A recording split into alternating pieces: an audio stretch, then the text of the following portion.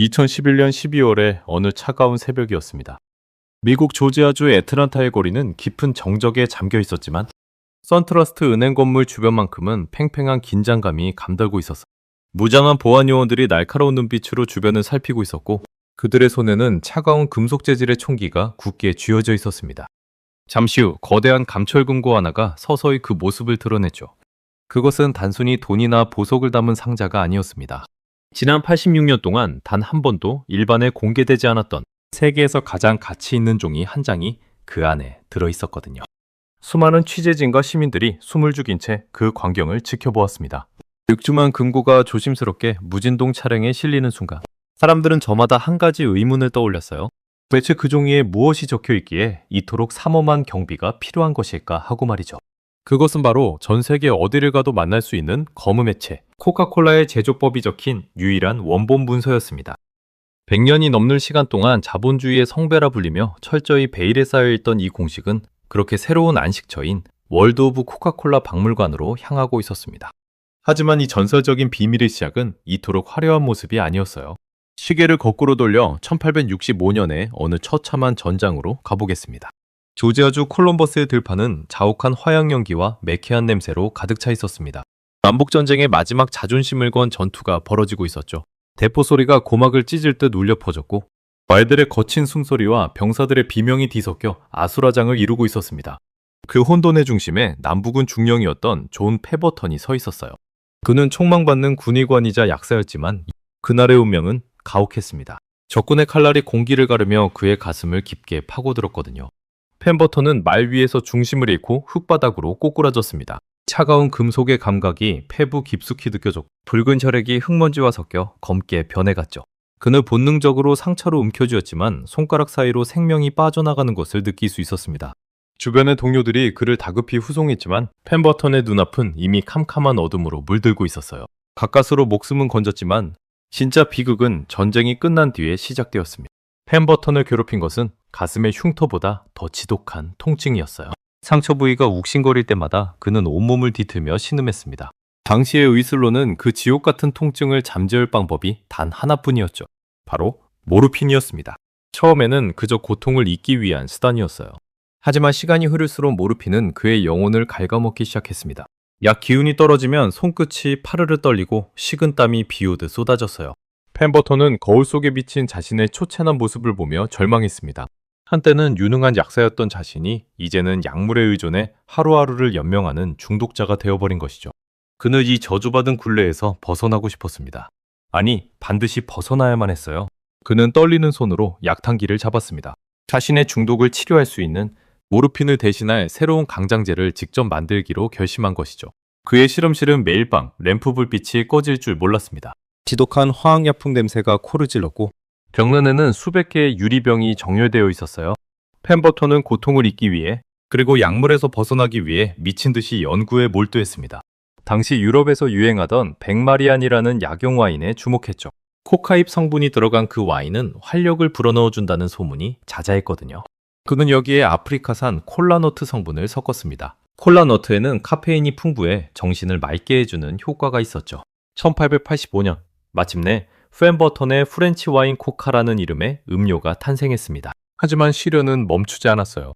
그가 공들여 만든 제품이 빛을 보기도 전에 애틀란타시의 금주법이 시행된 것입니다.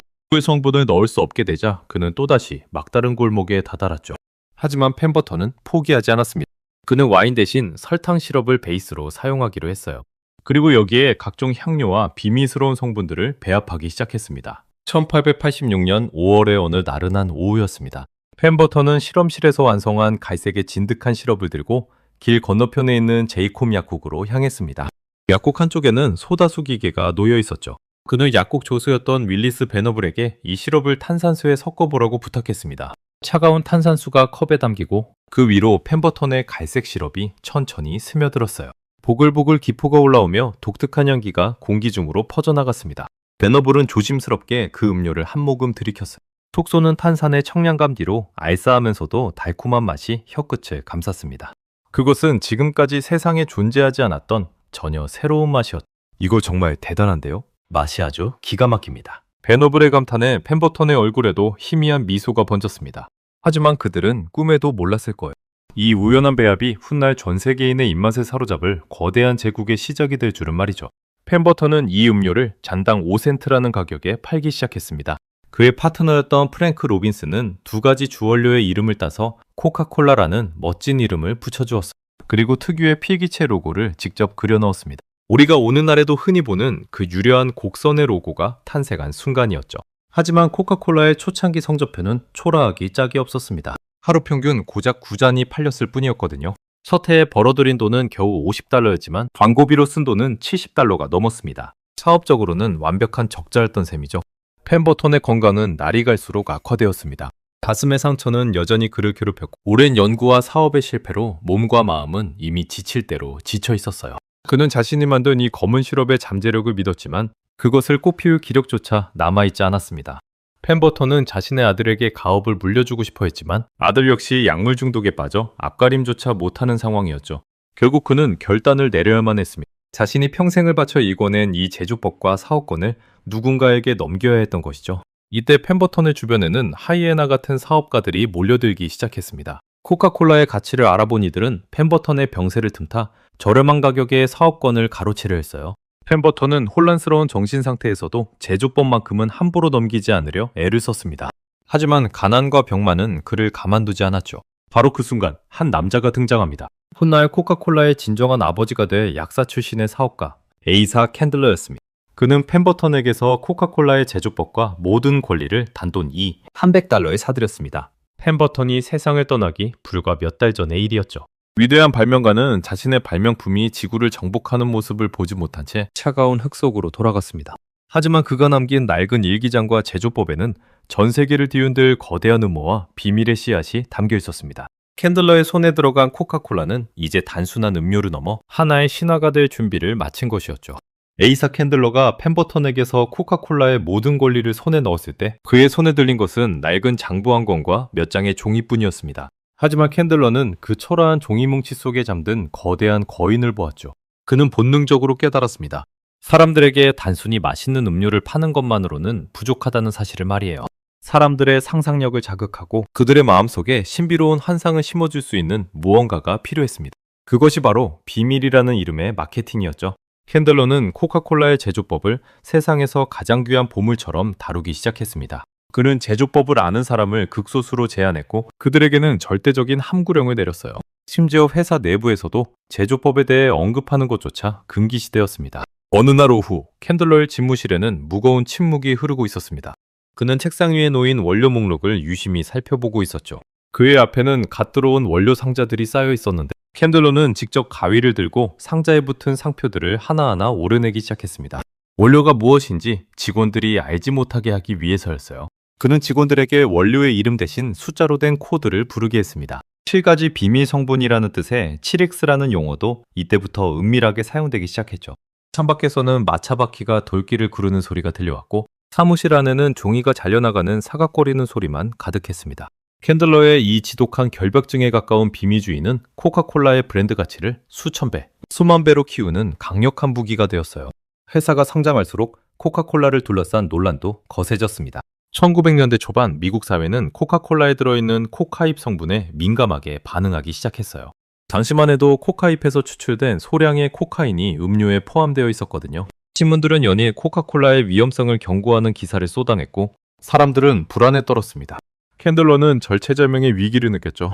만약 여기서 제조법을 바꾸지 않는다면 제국은 시작되기도 전에 무너질 판이었습니다. 하지만 제조법을 바꾸는 것은 코카콜라의 정체성을 부정하는 일이었기에 그는 밤잠을 설칠 정도로 고민에 빠졌어요. 1903년의 어느 날 밤이었습니다. 캔들러는 어두운 제조실 한 구석에서 홀로 불을 밝히고 앉아 있었습니다. 그의 앞에는 수십 개의 시루병이 놓여 있었고 공기 중에는 톡 쏘는 약품 냄새가 진동했죠. 그는 결단을 내렸습니다. 코카잎에서 코카인 성분을 완전히 제거하되 코카잎 특유의 풍미는 그대로 남기는 특수 공정을 도입하기로 한 것이죠. 그는 떨리는 손으로 배합 비율을 조정했습니다. 한 방울 한 방울의 시럽이 통에 떨어질 때마다 그는 숨을 멈추고 지켜보았어요. 이것은 단순한 성분 변경이 아니었습니다. 대중의 신뢰를 회복하면서도 비밀 공식이라는 신화를 유지해야 하는 고도의 심리전이었죠. 다행히 맛에 큰 변화 없이 성분 조정은 성공적으로 마무리되었습니다. 사람들은 코카콜라가 바뀌었다는 사실을 알면서도 그 구체적인 방법이 여전히 비밀에 붙여졌기에 오히려 더 그 맛에 열광했습니다. 코카콜라가 미국 전역으로 퍼져나가자 이번에는 가짜들이 기승을 부리기 시작했습니다. 이름만 비슷한 수많은 모조품이 시장에 쏟아졌고 소비자들은 혼란스러워했죠. 캔들러는 화가 머리끝까지 치밀었습니다. 그는 자신의 변호사들과 밤샘 회의를 거듭하며 대책을 세웠어요. 어둠 속에서도 심지어 깨진 조각만 보고도 코카콜라라는 것을 알 수 있는 병을 만드십시오. 캔들러의 이 한마디는 역사적인 디자인 경연의 시작이 되었습니다. 1915년 인디애나주의 루트글래스 컴퍼니의 디자이너들은 고민에 빠졌습니다. 그들은 도서관을 뒤지며 독특한 모양의 열매 사진들을 찾기 시작했죠. 그러다 우연히 발견한 카카오 열매의 세로 줄무늬와 불룩한 모양에서 영감을 얻었습니다. 뜨거운 유리물이 금형 속에 부어지고 차가운 공기와 만나 굳어지는 과정을 거쳐 마침내 오늘날 우리가 아는 그 컨투어 병이 탄생했습니다. 유리병의 매끄러운 곡선은 여자의 몸매를 닮았다는 찬사를 받았고 손에 쥐었을 때의 묵직한 촉감은 소비자들에게 특별한 만족감을 주었어요. 이 병은 코카콜라의 비밀을 담는 가장 완벽한 그릇이 되었습니다. 시간은 흘러 1919년이 되었습니다. 캔들러는 이제 나이가 들었고 코카콜라 제국을 이끌어갈 새로운 주인을 찾아야 했습니다. 이때 등장한 인물이 어니스트 우드러프가 이끄는 투자자 그룹이었죠. 그들은 당시로서는 천문학적인 금액인 2,500만 달러를 제시했습니다. 인수가 결정되던 날 조지아주 애틀란타의 한 은행 비밀 회의실에는 팽팽한 긴장감이 감돌았습니다. 캔들러는 품 안에서 낡은 종이 한 장을 꺼냈습니다. 펜버턴에게서 물려받은 세상에 단 하나뿐인 코카콜라의 원본 제조법이었어요. 우드러프는 경외심 어린 눈빛으로 그 종이를 바라보았습니다. 누렇게 변색된 종이 위에는 갈색 잉크로 휘갈겨 쓴 숫자와 성분명이 적혀 있었죠. 거래가 성사되자 우드러프는 이 귀중한 종이를 뉴욕의 한 은행 금고에 맡기기로 결정했습니다. 그는 특별히 제작된 금속 상자에 종이를 담고 자물쇠를 채웠어요. 은행의 거대한 강철문이 육중한 소리를 내며 닫혔습니다. 쿵 하는 소리가 복도를 타고 울려 퍼졌고 그 순간 코카콜라의 비밀은 공식적으로 역사의 깊은 곳으로 몸을 숨기게 되었습니다. 이제 이 비밀을 보려면 은행의 허가가 필요했고 담보로 잡힌 제조법은 코카콜라의 가장 강력한 자산이 되었죠. 하지만 비밀을 지키는 것은 생각보다 쉬운 일이 아니었습니다. 코카콜라가 전 세계로 뻗어나가면서 각국의 공장에서 시럽을 만들어야 했거든요. 만약 한 곳이라도 제조법이 유출된다면 제국은 순식간에 무너질 것이 분명했습니다. 여기서 코카콜라의 천재적인 시스템이 도입됩니다.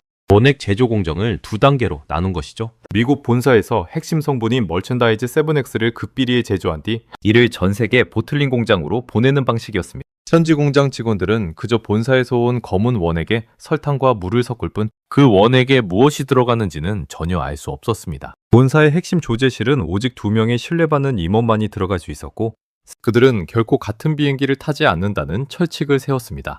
만에 하나 발생할 사고로 비밀이 영원히 사라지는 것을 방지하기 위해서였죠. 어니스트 우드러프의 뒤를 이어 코카콜라의 지휘봉을 잡은 사람은 그의 아들 로버트 우드러프였습니다. 그는 아버지가 금고 속에 가두어버린 그 비밀을 전 세계의 상식으로 바꾸겠다는 야심찬 계획을 세웠어요. 로버트는 단순히 음료를 파는 경영자가 아니라 코카콜라라는 종교를 전파하는 선교사에 가까웠습니다. 그의 집무실 벽에는 커다란 세계 지도가 걸려 있었고 그는 매일 아침 그 지도를 바라보며 아직 코카콜라의 갈색 거품이 닿지 않은 곳을 체크하곤 했죠. 그의 눈빛은 언제나 먼 곳을 향해 있었고 입술은 굳게 다물려 있었습니다.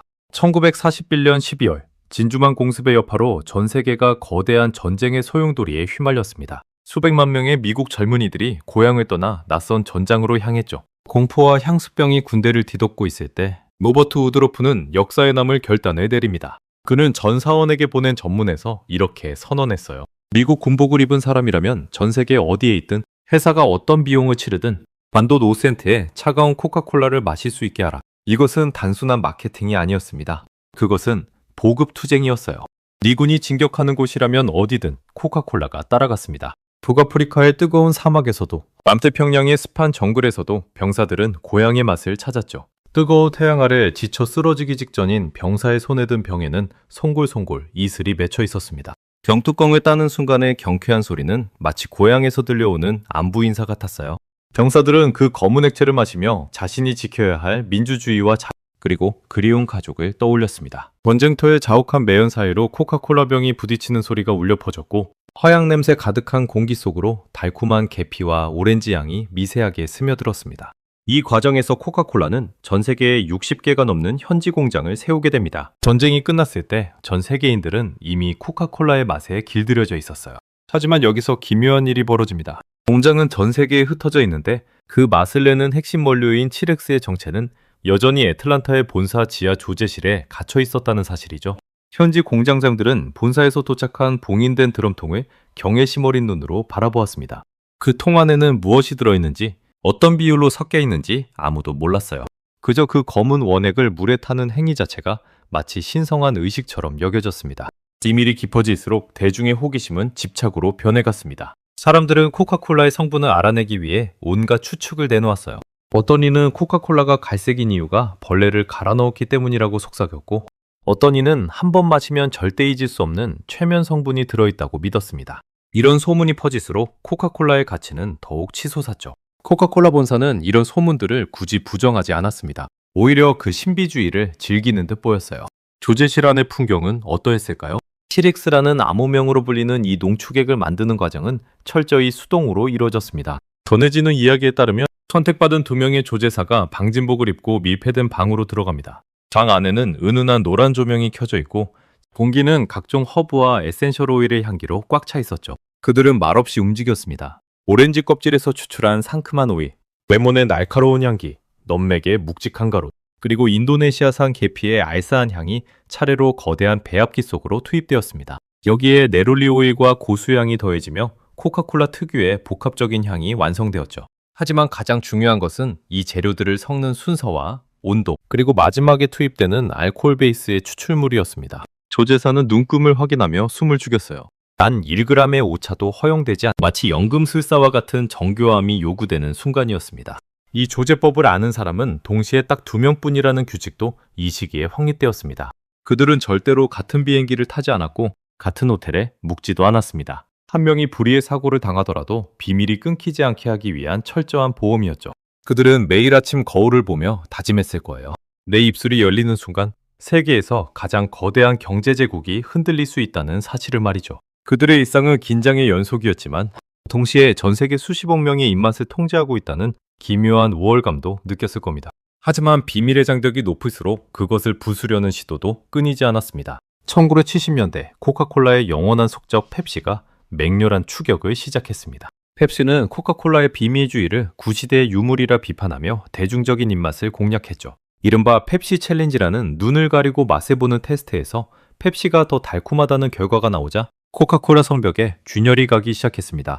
애틀랜타 본사 내부는 발칵 뒤집혔어요. 수십 년간 굳게 닫혀있던 금고의 문을 열고 공식을 수정해야 한다는 목소리가 흘러나오기 시작한 것이죠. 당시 경영진들은 깊은 고민에 빠졌습니다. 100년 가까이 지켜온 이 맛이 과연 영원할 수 있을까? 변화하는 시대의 입맛을 따라가기 위해 우리도 변해야 하는 것이 아닐까? 회의실 테이블 위에는 수백 장의 시장조사 보고서가 쌓였고 간부들의 얼굴에는 짙은 피로가 묻어 있었습니다. 밖에서는 여전히 코카콜라 병이 기계 소리를 내며 쉼없이 만들어지고 있었지만 본사의 심장부에서는 제국의 운명을 결정지을 위험한 도박이 준비되고 있었어요. 그것은 바로 99년 만에 처음으로 코카콜라의 공식, 즉 비밀의 성배에 손을 대는 일이었습니다. 이 결정이 훗날 코카콜라 역사상 최악의 참사이자 역설적으로 가장 위대한 마케팅 성공 사례가 될 줄은 아무도 예상하지 못했습니다. 조제사들은 떨리는 손으로 오랜 세월 내려온 배합 비율을 조정하기 시작했습니다. 설탕의 양을 늘리고 산도를 조절하며 시렉스의 농도를 바꾸었죠. 새로운 공식으로 만들어진 샘플이 컵에 담겼을 때 조제실 안에는 기묘한 공포감이 감돌았습니다.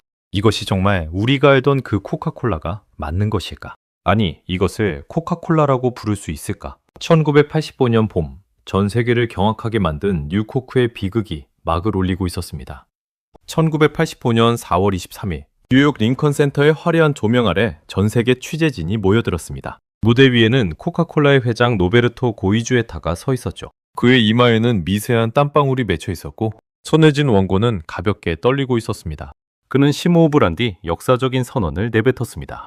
99년 동안 지켜온 코카콜라의 공식을 버리고 더 달콤하고 부드러운 맛의 뉴코크를 출시하겠다는 발표였죠. 회의장 안은 순식간에 술렁이기 시작했습니다. 기자들의 카메라 플래시가 번개처럼 터져나왔고 질문이 빗발쳤어요. 고이주에타는 이것이 코카콜라 역사상 가장 확실한 승부수라고 믿었습니다. 수십만 번의 시험 테스트를 거쳤고 데이터는 분명히 새로운 맛이 옛날 맛을 압도한다고 말하고 있었거든요. 하지만 그가 간과한 것이 하나 있었습니다. 그것은 바로 사람들이 사랑한 것은 코카콜라의 맛만이 아니라 금고 속에 숨겨진 그 비밀의 역사 그 자체였다는 사실이었죠. 발표 직후 애틀란타 본사의 전화기 수백 대가 동시에 울리기 시작했습니다. 소비자 상담실의 직원들은 쏟아지는 항의 전화에 정신을 차릴 수 없었어요. 하루에만 무려 8,500통이 넘는 전화가 걸려왔습니다. 어떤 할머니는 울먹이는 목소리로 전화를 걸어 내 평생의 친구를 빼앗아갔다며 원망을 쏟아냈고, 어떤 청년은 수천 캔의 옛날 코카콜라를 사재기 했다며 자랑스럽게 말하기도 했죠. 상담실 안은 항의하는 사람들의 목소리와 끊임없이 울리는 벨소리로 아수라장이었습니다. 공기 중에는 팽팽한 긴장감과 알 수 없는 슬픔이 교차하고 있었어요. 경영진들은 당황했습니다. 데이터상으로는 완벽했는데 왜 사람들은 분노하는 것일까? 그들은 밤마다 회의실에 모여 담배 연기 자욱한 가운데 머리를 맞댔지만 대중의 감정이라는 변수는 그 어떤 슈퍼컴퓨터로도 계산할 수 없는 영역이었습니다. 길거리 곳곳에서는 코카콜라 화형식이 벌어졌습니다. 분노한 시민들이 뉴 코크 캔을 바닥에 내동댕이 치고 하수구에 쏟아부었죠. 시애틀의 부동산업자였던 게이 멀린스는 미국 올드콜라 음용자 연맹을 결성했습니다. 그는 신문에 광고를 내고 전국적인 불매운동을 주도했어요. 그의 사무실에는 전 세계에서 보내온 지지 편지가 산더미처럼 쌓였습니다. 편지 봉투를 뜯을 때마다 종이 냄새와 함께 사람들의 간절함이 묻어나왔습니다. 사람들은 코카콜라를 단순한 음료가 아니라 미국의 영혼이자 자신의 어린 시절을 상징하는 아이콘으로 여기고 있었던 거예요. 그 상징적인 비밀 공식을 마음대로 바꾼 경영진의 오만함에 그들은 깊은 상처를 입었던 것이죠. 본사 로비에는 매일같이 시위대가 몰려들었습니다. 그들이 든 팻말에는 우리에게 진짜 콜라를 돌려달라는 문구가 선명하게 적혀 있었어요. 무더운 여름 햇살 아래 시위대의 함성은 점점 더 커졌고 보안 요원들은 곤혹스러운 표정으로 그들을 지켜보았습니다. 한편 라이벌 회사인 펩시의 본사는 축제 분위기였습니다. 펩시의 사장 로저 애니코는 전 직원에게 휴가를 주며 우리가 승리했다는 공고문을 돌렸죠. 그는 코카콜라가 스스로 자신의 성배를 깨버렸다며 비웃었습니다. 실제로 시장 점유율은 곤두박질쳤고 코카콜라라는 브랜드의 신뢰도는 바닥을 쳤습니다. 이 지옥 같은 혼란 속에서 79일이 지났습니다. 1985년 7월 11일 코카콜라의 사장 도널드 키오는 다시 한번 카메라 앞에 섰습니다. 그의 표정은 4월의 발표 때보다 훨씬 겸허했습니다. 그는 입술을 지그시 깨물며 항복 선언을 했어요. 우리는 여러분의 목소리를 들었습니다. 오리지널 공식을 사용한 코카콜라 클래식을 다시 출시하겠습니다. 이 소식이 전해지자마자 미국 전역은 마치 전쟁에서 승리한 것처럼 환호성에 휩싸였습니다. ABC 뉴스 앵커였던 피터 제닝스는 정규 방송을 중단하고 이 소식을 긴급 타전했죠. 사람들은 다시 마트로 달려가 빨간색 캔에 담긴 진짜 코카콜라를 찾기 시작했습니다. 89일 만에 돌아온 그 갈색 액체를 컵에 따를 때 톡 쏘는 탄산 소리는 마치 승리의 창가처럼 들렸을 겁니다. 사람들은 코 밑으로 올라오는 그 익숙한 계피와 바닐라, 그리고 치렉스의 향기에 취해 감격에 젖었습니다.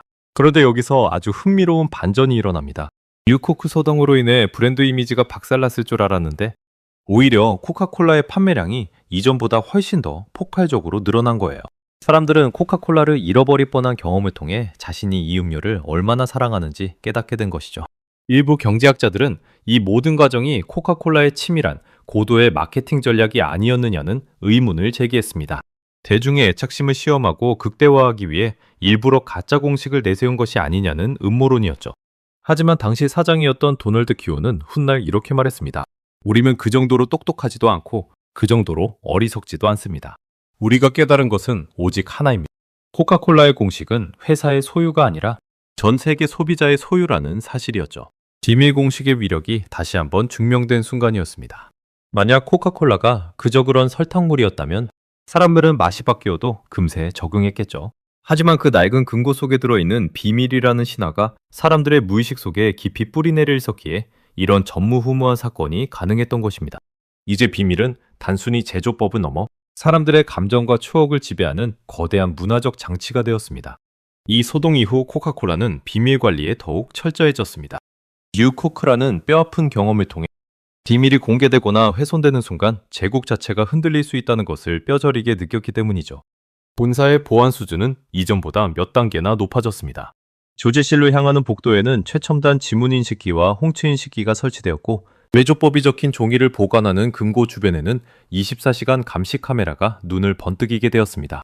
하지만 이 비밀을 노리는 추적자들의 눈빛 또한 더욱 날카로워졌습니다. 제국의 심장부를 노리는 은밀한 전쟁은 이제부터가 진짜 시작이었습니다. 비밀의 성벽이 높을수록 그것을 기어오르려는 자들의 숨소리는 더욱 거칠어졌습니다. 코카콜라의 공식이 보관된 금고는 난공불락의 요새처럼 보였지만 역설적으로 그 철저한 보안이 전 세계 수많은 과학자와 경쟁사들의 도전 욕구를 자극했죠. 수천 명의 화학자가 하얀 가운을 입고 실험실의 푸른 조명 아래 앉아 코카콜라 한 병을 두고 씨름했습니다. 그들은 가스크로마토그래피 같은 첨단 장비를 동원해 검은 액체 속의 분자 하나하나를 쪼개고 분석했어요. 기계음이 규칙적으로 울리는 실험실 안에는 증류되는 시럽에 달콤하면서도 톡 쏘는 냄새가 가득했습니다. 하지만 결과는 늘 절반의 성공에 그쳤습니다. 설탕, 캐러멜 색소, 카페인, 인산 같은 기본 성분은 쉽게 찾아낼 수 있었지만 마지막 1%를 결정짓는 그 찌르렉스의 정체만큼은 도무지 안개 속을 벗어나지 못했거든요. 분석표에는 항상 천연향료라는 모호한 단어만 남았고 그것은 과학자들에게는 모욕과도 같은 실패의 기록이었습니다. 그러던 2006년의 어느 따분한 오후였습니다. 조지아주 애틀란타에 위치한 코카콜라 본사 건물. 그 중에서도 최고 경영진의 집무실이 있는 층은 고요했습니다. 복도에는 두툼한 카펫이 깔려 있어 발소리조차 들리지 않았고 공기는 적절한 온도로 조절되어 쾌적했죠. 하지만 그 고요함 속에서 제국의 심장부를 겨냥한 은밀한 배신이 싹트고 있었습니다. 임원 비서로 일하던 조야 윌리엄스는 자신의 책상 앞에 앉아 주변을 살피고 있었어요. 그녀의 심장 박동은 평소보다 훨씬 빨랐고 마우스 위를 움직이는 손가락 끝은 미세하게 떨리고 있었습니다. 그녀는 동료들이 자리를 비운 틈을 타 서류 보관함 깊숙한 곳에서 기밀 서류 한 뭉치를 꺼냈습니다. 그리고는 가방 속에서 작고 투명한 유리병 하나를 꺼냈죠. 그 안에는 코카콜라가 급비리에 개발 중이던 신제품의 시료 원액이 담겨 있었습니다. 차가운 유리병의 촉감이 그녀의 손바닥에 닿는 순간 그녀는 자신이 돌이킬 수 없는 강을 건너놈을 직감했습니다. 조야 윌리엄스는 이 기밀 서류와 시료를 들고 회사를 빠져나왔습니다. 그녀의 머릿속에는 오직 하나, 이 종이뭉치와 액체가 가져다줄 막대한 돈, 생각뿐이었죠. 그녀는 공범들과 함께 코카콜라의 영원한 숙적인 펩시코 본사에 편지를 보냈습니다. 우리에게 코카콜라의 가장 깊은 비밀이 담긴 서류와 신제품 샘플이 있습니다. 이것에 살 의향이 있습니까? 이 편지가 펩시의 경영진 책상 위에 놓였을 때 그 방 안에는 팽팽한 긴장감이 감돌았습니다. 100년 넘게 코카콜라의 뒤를 쫓아온 펩시에게 이것은 일격의 상대를 쓰러뜨릴 수 있는 독이 든 성배와 같았거든요. 만약 펩시가 이 제안을 받아들였다면 전 세계 음료 시장은 상상할 수 없는 대혼란에 빠졌을 겁니다. 하지만 여기서 역사는 아주 의외의 방향으로 흘러가게 됩니다. 펩시의 경영진은 그 편지를 읽고 나서 서로의 얼굴을 바라보았습니다.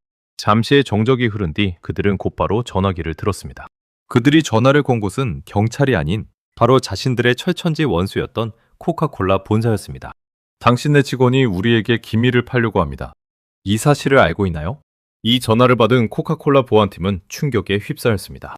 그들은 즉시 FBI에 수사를 의뢰했고 곧이어 웨스트엔드 작전이라 명명된 함정 수사가 시작되었습니다. FBI 요원 한 명이 펩시의 대리인인 척 가장하여 조야 윌리엄스와 접촉했습니다. 약속 장소는 어느 어두운 지하 주차장이었습니다. 자동차 엔진이 식으면서 내는 탁탁 소리만이 울리는 그곳에서 조야는 요원에게 가방을 건넸습니다. 요원이 가방을 열자 그 안에서는 코카콜라의 공식 도장이 찍힌 붉은색 기밀 서류들이 쏟아져 나왔습니다. 요원은 150만 달러가 든 돈 가방을 보여주며 그녀를 안심시켰죠. 조야의 눈이 탐욕으로 번뜩이는 순간 매복해 있던 요원들이 어둠 속에서 튀어나왔습니다. 차가운 수갑이 그녀의 손목을 조였고 그녀의 비명은 콘크리트 벽을 타고 공허하게 울려 퍼졌습니다. 이 사건은 전 세계 비즈니스 역사에 큰 울림을 주었습니다. 경쟁사의 비밀을 합법적으로 손에 넣을 기회였음에도 펩시는 왜 코카콜라를 도왔을까요? 그것은 바로 비밀의 가치를 존중했기 때문입니다. 만약 누군가의 비밀이 불법적으로 유출되어 가치가 사라진다면 결국 자기 자신들의 비밀 또한 보호받지 못할 것이라는 무언의 약속이었던 셈이죠. 코카콜라는 펩시의 고결한 행동에 공식적으로 감사를 표했습니다. 비록 시장에서는 피 튀기는 전쟁을 벌이는 라이벌이지만 창도라는 이름의 거대한 규칙 안에서는 서로의 존재 이유를 인정하고 있었던 것입니다. 하지만 이 사건 이후로 코카콜라의 비밀주의는 더욱 광적으로 변했습니다. 회사 내부에 배신자가 있었다는 사실은 경영진에게 씻을 수 없는 상처를 남겼거든요. 그들은 이제 사람보다 기계를 그리고 더 견고한 물리적 장벽을 믿기로 했습니다. 애틀랜타 본사 지하 깊은 곳에 위치한 조제실은 이제 현대적인 요새로 탈바꿈했습니다. 출입문은 두꺼운 강철로 보강되었고 문을 열기 위해서는 2명의 임원이 동시에 지문을 찍고 홍채를 스캔해야만 했습니다. 내부 습도는 항상 40%로 유지되어 종이가 변색되는 것을 막았고 특수 소화 시설은 만에 하나 화재가 발생하더라도 물이 아닌 불활성 가스를 내뿜어 문서를 보호하게 설계되었습니다. 그 안에서 일하는 조제사들은 외부와의 통신이 완전히 차단된 채 오직 치르백스의 배합에만 집중했습니다. 그들의 눈에는 자부심과 함께 알 수 없는 고독함이 서려 있었습니다. 세상은 점점 디지털화되고 모든 정보가 인터넷 공간을 떠돌고 있었지만 코카콜라의 이 아날로그적인 비밀만큼은 여전히 차가운 금고 안에서 숨을 쉬고 있었습니다. 사람들은 묻습니다. 인공지능이 세상을 지배하고 분자 단위까지 분석해내는 이 시대에 고작 설탕물 제조법이 적힌 종이 한 장을 지키는 것이 무슨 의미가 있느냐고 말이죠. 하지만 코카콜라에게 그 종이는 단순한 레시피가 아니었습니다. 그것은 1886년 펜버턴의 손때가 묻은 역사였고 전쟁터를 누비던 병사들의 위안이었으며 자본주의라는 거대한 바다를 항해하는 배의 닷과 같은 존재였습니다. 그 비밀이 지켜지는 한 사람들은 여전히 빨간색 캔을 따는 순간 특별한 무언가를 마시고 있다는 착각과 행복에 빠져들 수 있기 때문입니다. 비밀은 때때로 어두운 금고 속에 갇혀 있을 때보다 사람들의 눈앞에 화려하게 전시될 때 더 강력한 힘을 발휘하기도 합니다. 2011년 코카콜라는 창립 120 선보주년을 맞아 대담하고도 기발한 계획을 세웠어요. 1925년부터 무려 86년 동안이나 애틀랜타 선트러스트 은행의 깊숙한 지하실에 잠들어 있던 원본 제조법을 세상 밖으로 꺼내기로 한 것이죠. 물론 사람들에게 그 내용을 보여주겠다는 뜻은 아니었습니다. 비밀을 가두고 있는 금고 자체를 하나의 거대한 성지로 만들겠다는 전략이었어요. 그해 12월의 공기는 유난히 차가웠습니다. 새벽 5시, 은행 주변에는 짙은 안개가 깔려 있었고 무장한 보안 요원들이 숨을 내쉴 때마다 하얀 김이 흩어졌죠. 육중한 은행의 강철문이 천천히 열리며 기계적인 마찰음이 복도를 울렸습니다. 요원들은 특수 제작된 금속 가방을 들고 조심스럽게 걸어 나왔어요.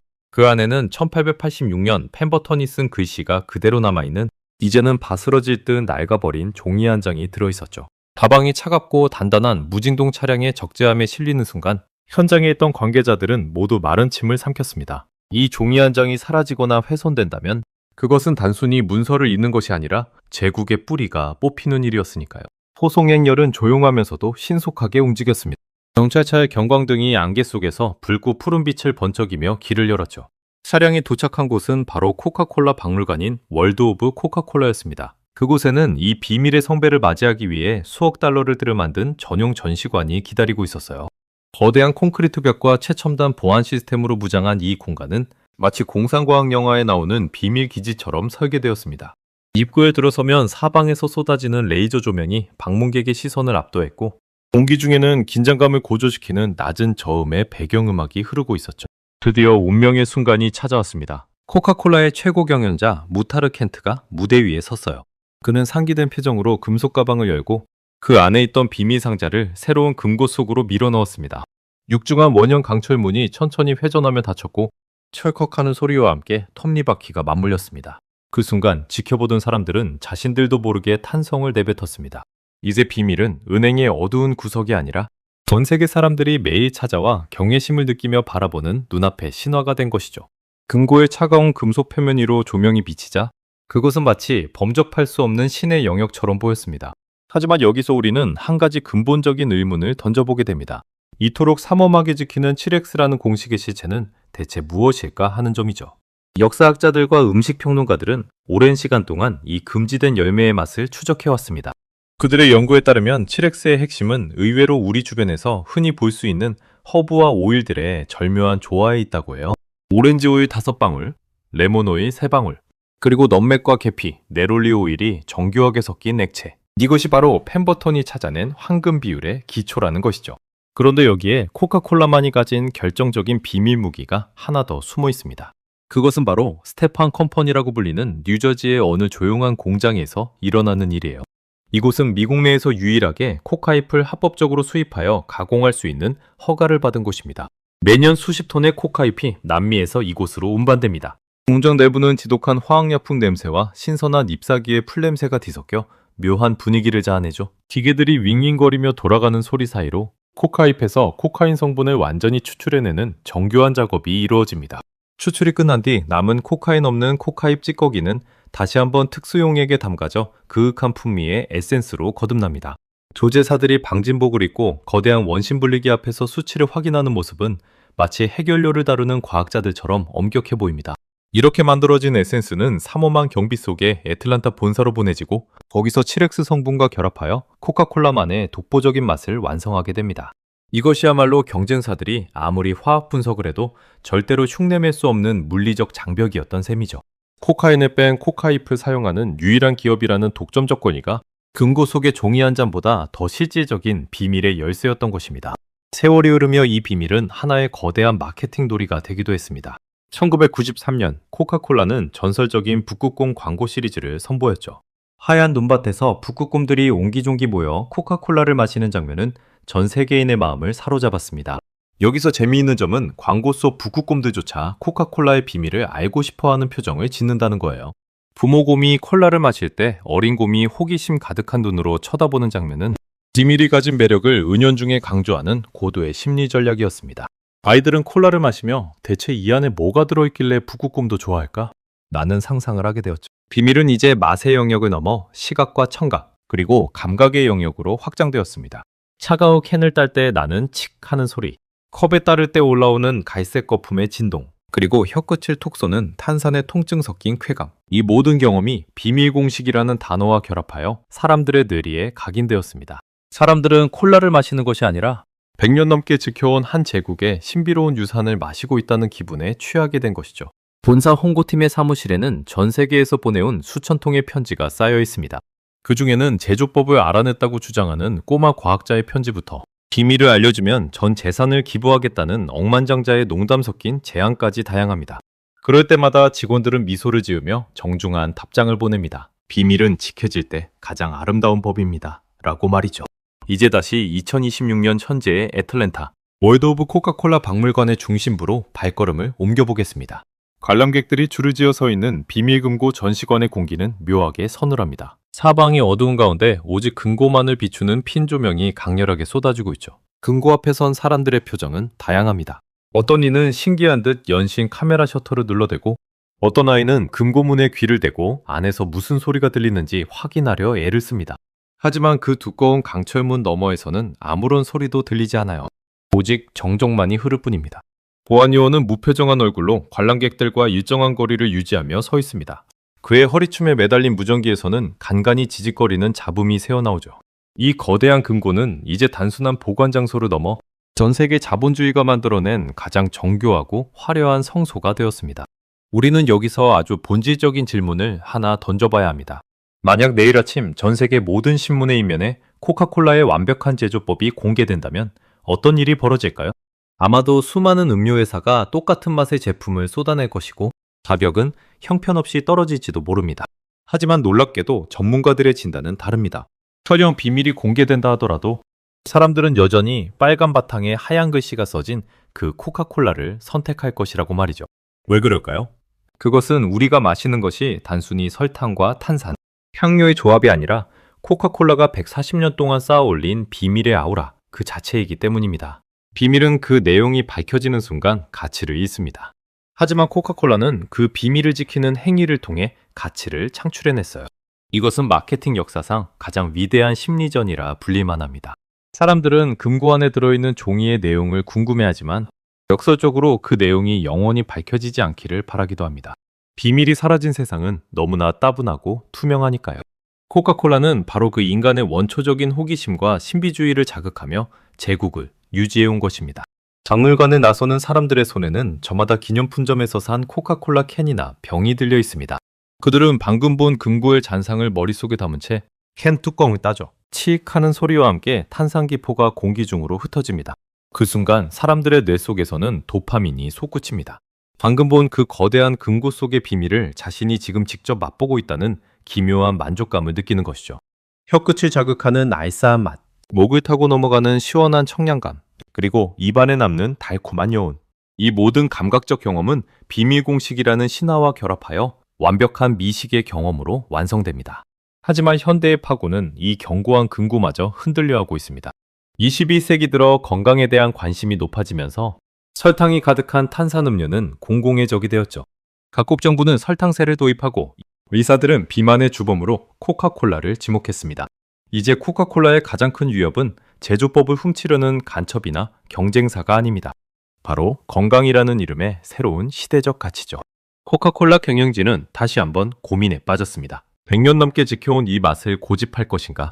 아니면 시대의 요구에 맞춰 다시 한번 금구문을 열 것인가? 실제로 코카콜라는 제로 슈거라는 새로운 대안을 내놓으며 진화하고 있습니다. 설탕을 빼면서도 오리지널 코카콜라의 맛을 그대로 재현하기 위해 조제사들은 다시 한번 비밀의 방으로 들어갔습니다. 그들은 슈렉시의 핵심 향료들을 유지하면서도 감미료의 배합을 수만 번 조정했죠. 조제실 안의 배합 기소리는 예정보다 더 바쁘게 돌아갔고 과학자들은 인공지능을 동원해 분자 구조를 분석했습니다. 하지만 그들이 만들어낸 새로운 공식들 역시 결국은 1886년 펜버턴이 만든 그 근본적인 뿌리, 즉 검은 시럽의 마법에서 한 발자국도 벗어날 수 없었습니다. 이것이 바로 비밀이 가진 무서운 힘입니다. 한번 각인된 전설은 쉽게 지워지지 않아요. 오늘날 전 세계에서 매초 2만 잔 이상의 코카콜라가 소비됩니다. 지구상의 거의 모든 언어로 코카콜라라는 단어는 통용되죠. 남극의 과학기지에서부터 아프리카의 오지 마을까지 이 빨간색 로고는 현대 문명의 상징과도 같습니다. 그리고 그 모든 영광의 중심에는 여전히 애틀랜타 박물관 지하 차갑고 묵직한 강철 금고가 버티고 서 있습니다. 비밀은 이제 물리적 실체를 넘어 하나의 종교가 되었습니다. 사람들은 코카콜라의 성분이 무엇인지 정확히 알지 못해도 괜찮다고 생각합니다. 오히려 모르는 것이 더 낫다고 믿는 이들도 많죠. 우리가 무언가를 믿는다는 것은 그 이면에 있는 알 수 없는 영역을 인정한다는 뜻이기도 하니까요. 코카콜라의 근거는 바로 그 불확실성과 신비함의 상징입니다.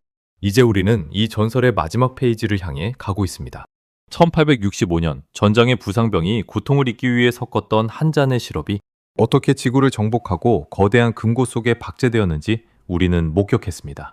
하지만 이야기는 여기서 끝이 아닙니다.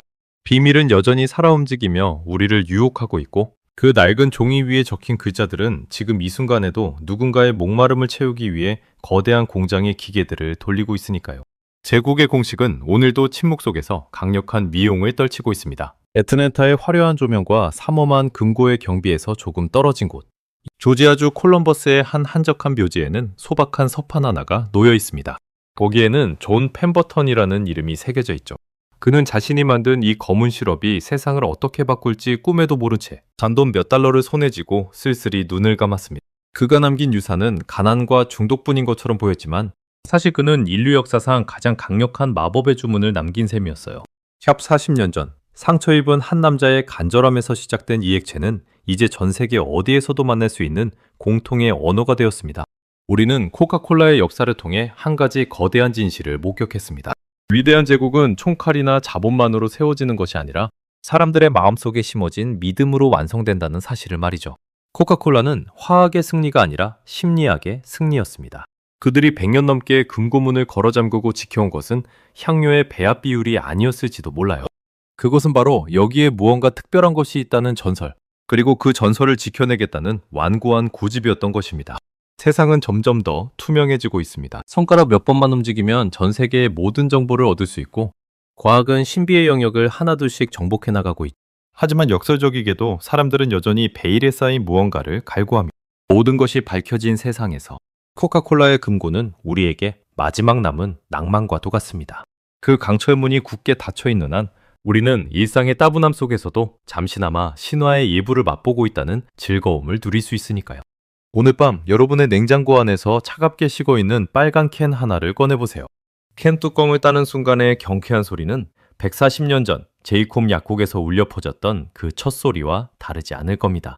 컵에 따를 때 피어오르는 갈색 거품 속에는 남북전쟁의 포화 속을 헤쳐나온 한 약사의 고뇌와 세계대전의 전장을 누비던 병사들의 향수, 그리고 뉴코크 사태에 분노하며 길거리로 쏟아져 나왔던 시민들의 열망이 고스란히 녹아 있습니다. 우리는 설탕물을 마시는 것이 아닙니다.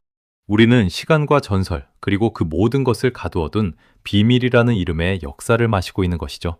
그 맛이 정말로 체렉스라는 신비한 성분 때문인지 아니면 우리가 그렇게 믿고 싶어 하기 때문인지는 이제 중요하지 않습니다. 중요한 것은 그 한 잔의 탄산이 우리에게 전해주는 찰나의 위로와 즐거움입니다. 금고의 문은 앞으로도 오랫동안 열리지 않을 것입니다. 어쩌면 영원히 그 내용이 공개되지 않을지도 모르죠. 하지만 그래서 더 다행이라는 생각이 듭니다. 비밀이 지켜지는 한 코카콜라의 전설은 멈추지 않고 계속될 테니까요.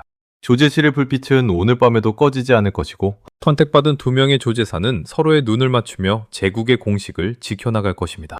어쩌면 진정한 비밀은 금고 속에 보관된 낡은 종이 위에 있는 것이 아니라 우리가 그 차가운 한 잔을 사랑하는 사람과 나누며 웃음 짓는 그 평범하고도 소중한 순간 속에 숨겨져 있는지도 모릅니다. 100년의 시간을 넘어 전해진 검은 시럽의 마법은 그렇게 오늘도 전 세계의 식탁 위에서 소리 없이 기적을 만들어내고 있습니다.